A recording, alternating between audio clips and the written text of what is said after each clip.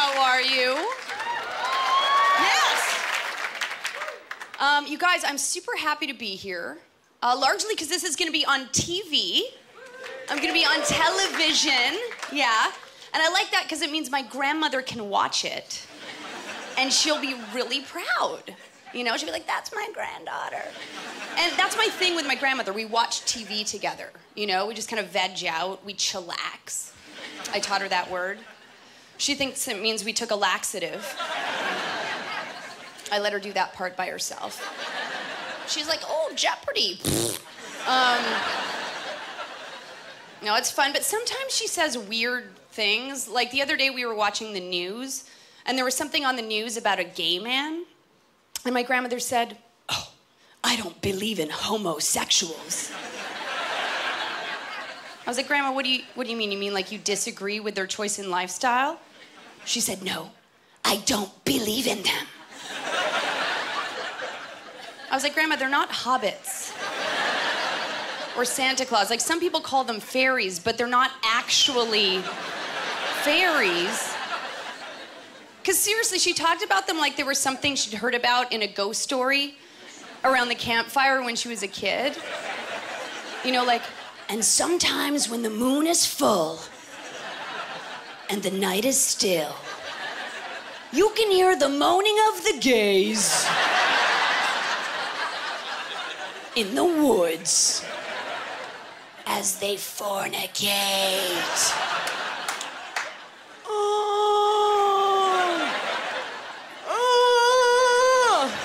What they sound like. Actually, I don't know. Probably like me when I have sex, but gayer. You know, like la la la la la. La la la la la la. Ouch.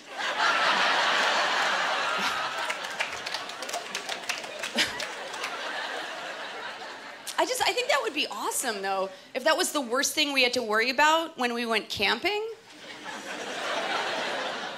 You know, like some guy's in his tent. He hears some rustling. He's like, what the fuck, did you hear that? Go back to sleep, Gary. It's probably just a homo. And Gary wakes up, his ass is all sore. And his tent's been redecorated. He's like, what happened here? I like those drapes. So we're in Canada. I presume you're all Canadian. Maybe you're... Yeah! Enthusiastic ones. Yeah, I love Canada. There's a lot of great things about this country. Canada's a very politically correct country, which is good, you know? But I'll be honest, I kind of find it hard to be politically correct. And I think in my case, it's mostly because I'm racist. I'm gonna have to watch what I say. No, I'm kidding, I'm not actually racist. And you know that because nobody ever says, hi, I'm a racist, you know? Except maybe Mel Gibson.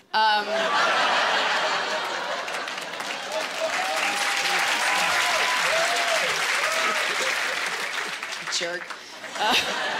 No, but people say stuff like, hi, I'm a lawyer. Hello, I'm a doctor. Nobody ever says, hello, I'm a racist.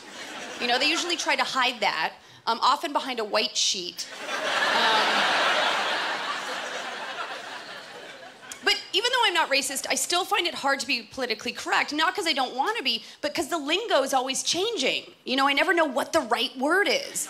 And I try to stay on top. Like the other day, I was talking to my friend Kathy, and she used the term Jew. And I was like, Kathy, yeah, I'm pretty sure it's Christianly challenged.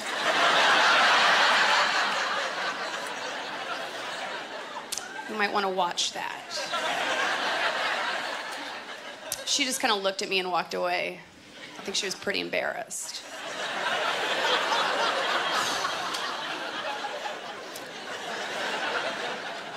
I didn't have the best time in elementary school. I was what they call a loser. And whatever, I'm not ashamed of that. You know, I grew out of it. And I know I'm not the only person that's been through something like that. You look like someone that's been through that a little bit. You know, I can tell from the tank top. It gives it away. No, I kid. But yeah, it was a hard time. I was also in French immersion because I was in Ottawa. I find in Toronto, when you ask somebody, like, do you speak French? They're always like, no.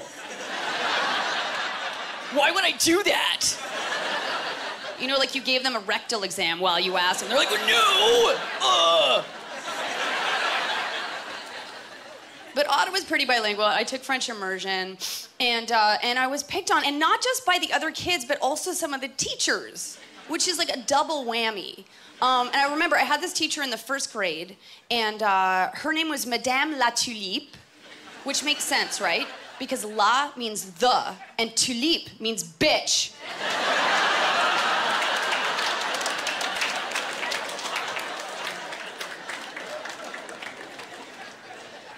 But here's what happened. She kind of ruined my life. Serious. There were two Rebeccas in the class. There was Rebecca Zimmerman and me, Rebecca Kohler, which starts with a K. And apparently, this was way too confusing for Madame La Bitch. So she came up with the awesome idea that we would call her Rebecca Z, and I became Rebecca K.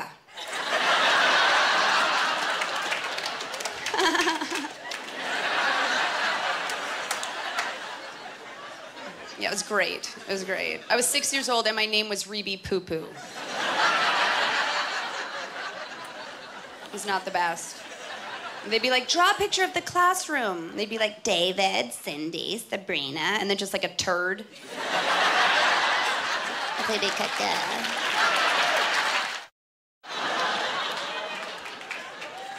I'm moving up in the world. I recently got cable. And I even got the movie channels. Okay, I know, I don't want to brag.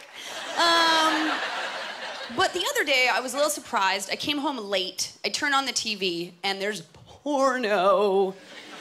Big time porno. Okay, pervert. We had a bit of a cheer. That's great, that's great. And I was kind of like, you guys, I have watched like 13 pornos in the past 2 weeks, okay?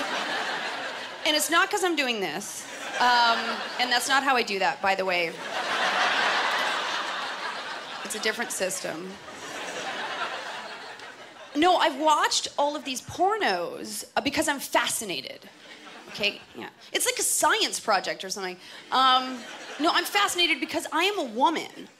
And I don't think these pornos are made for the ladies. Okay?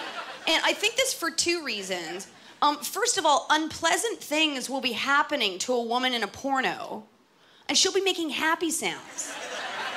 You know what I mean? She'll be like, oh yeah, oh yeah, oh harder, oh yeah. Meanwhile, I would be like, get me to a hospital.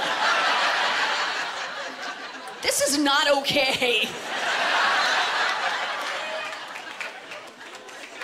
It's just kind of weird. I think it creates an unrealistic sense of reality, you know? Because a guy will be like, oh, I'm gonna try that on Betsy, you know, or whatever. And then he goes to Betsy, he's like, so, and she's like, what are you doing? And he's like, why do you have pubic hair?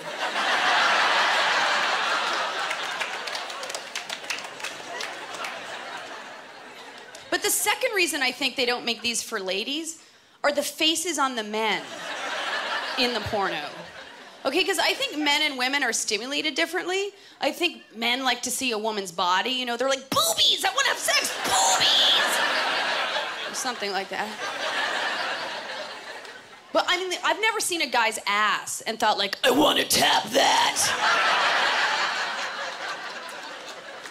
And that's not how I talk in my head, by the way.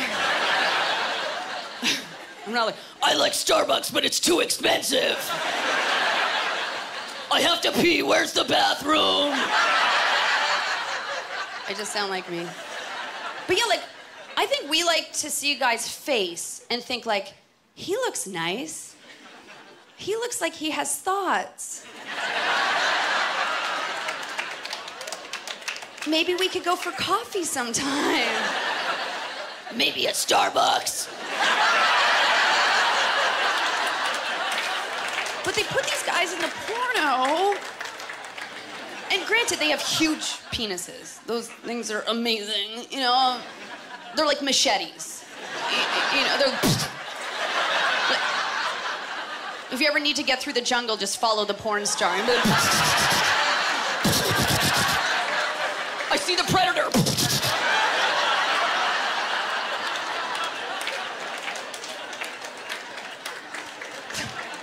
I'm crazy. And somebody said to me, well, that's the part that's for you. That's the part that's for the woman. And I'm like, again, I'm not stimulated that way. Like, yeah, if I have a boyfriend and he has a big one, you know, that's a bonus. But I don't need to see a penis that looks like it could put a hole through my back. That doesn't do anything for me. You know, like, we had sex. It was amazing. I am a paraplegic now.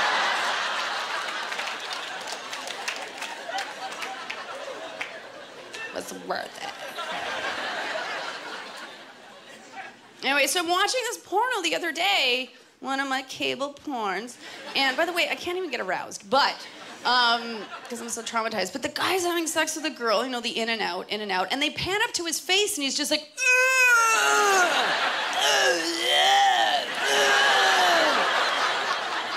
like, it looks like he works at a gas station in Hamilton. He's like,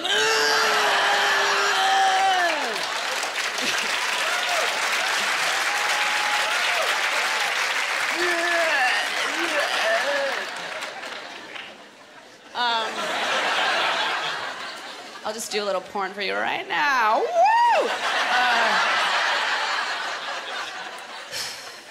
Let's talk about testicles for a quick sec. I'm a woman, and I sometimes have relations with men in a naked way, and they have testicles, also known as balls, and I don't know what to do with them. You know, I don't have any. I can't practice. I mean, the only thing I know really about testicles is that I used to kick my brother in them and he would fall to the ground and cry. So I'm kind of like, oh, I don't know what, too hard. I just end up like David Bowie in Labyrinth.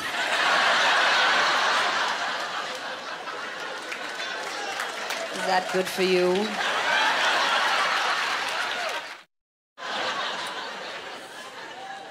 Sometimes I think about aging. Not so much about what I'll look like, but like who I will become. You know, like the other day I got all worried that I'll turn into one of those 60-year-old women who keep Kleenex in their sleeve. You know what I'm talking? My mom will be like, I'll just put that there for later. But then I relaxed myself. I was like, Rebecca, by the time you're 60, they probably will have invented something like a pocket or a garbage can.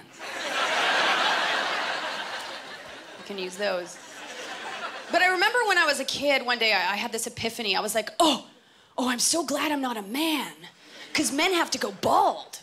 And I was like, I'll get wrinkles and I'll get droopy, but at least I don't have to lose my hair. You know, that's not my problem. But as I get older, most of the guys who ask me out are bald or balding. Starting to think, maybe this is my problem.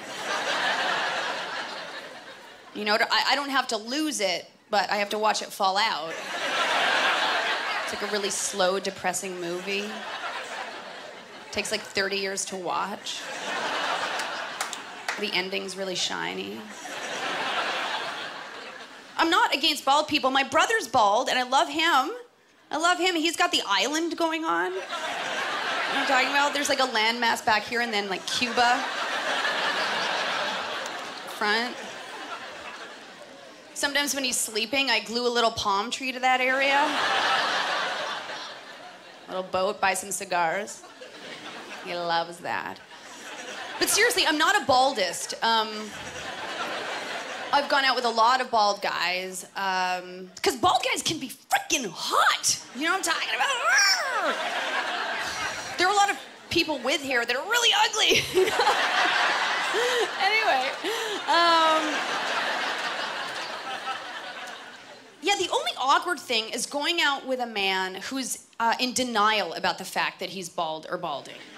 You know, I'm like, just embrace it, guys. Because I'm a good girlfriend, and if my boyfriend's in denial about something, I want to go along with that denial. You know, I want to get on the pretend train to I have hair or a big penis or wherever it is that we're gonna go. That's fine. So I'll find myself saying things like, no, what are you talking about? No, balding. What does that mean? No, you're just stressed. I don't even know what, no, you. Meanwhile, his head is like a dandelion in the fall. You know, it's like. And the last guy I went out with, whenever the topic of balding would come up, he'd always get really defensive, you know, and he'd be like, oh, I'm not bald, no. No, I've just always had a really big forehead. I'd be like, right. Has your forehead always been the size of your head, Mr. Clean? You're bald. I actually went into a sex store recently. It was nothing weird. I was just buying some giant anal beads. No. I'm lying. I was not. That's not really my thing, the anal beads. A friend of mine is always trying to convince me. You know, she's like, Beck, no, they're amazing. Okay, you shove them up the poo hole, okay? And then when it feels really good, you pull them out. It's like, what am I, a lamp?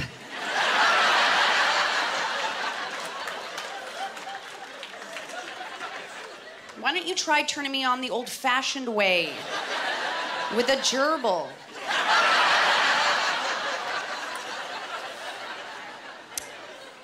No, but I love going to sex stores because it's one of the last places on earth where I still feel like a kid. Because I have no idea what's going on around me. You know, I'm like, what? How do you... But do you put that... Am I in the movie Saw? Anyway, so I was in there the other day. It's none of your business. I was with a friend. And I saw this thing, and it was crazy. It was like this big, okay? It was kind of like, it was an apparatus, all right? And you would sit on this, okay? Do you understand? It had a big wang, okay? And basically, it would simulate having sex, okay? And it was on sale for $950. And I was like, whoa, like that's gotta be a dark day in a single woman's life. You know, she comes in, she's like,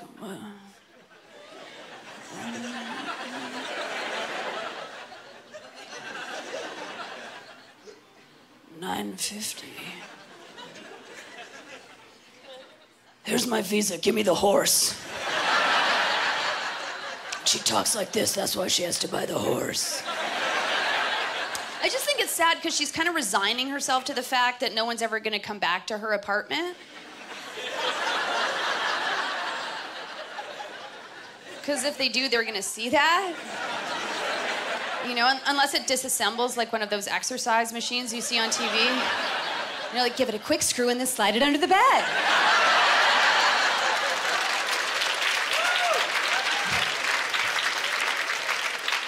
But it doesn't do that, I asked. You know, they're gonna come in, they're gonna be like, well, this is a great place. I love what you've done with the lighting. Those are great. It's pink tones, I like that. What the fuck is that?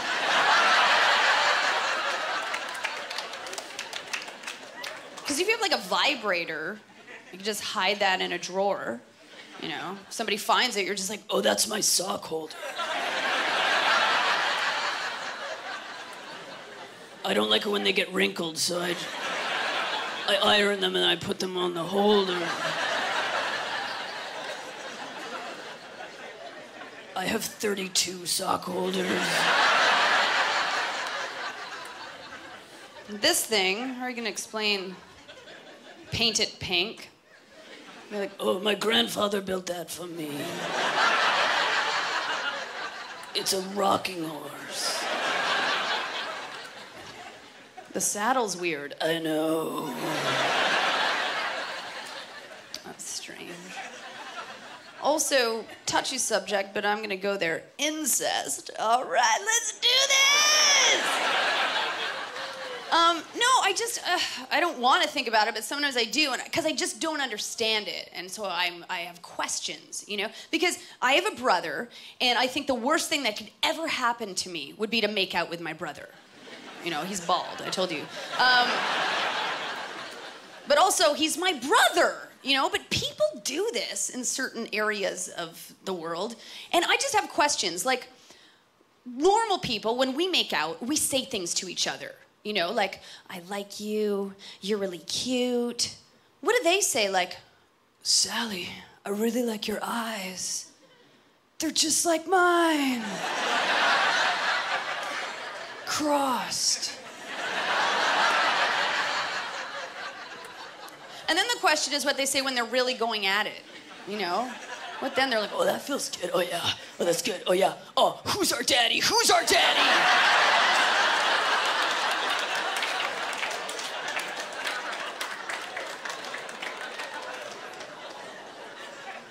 She's like, you know him. We're in his minivan.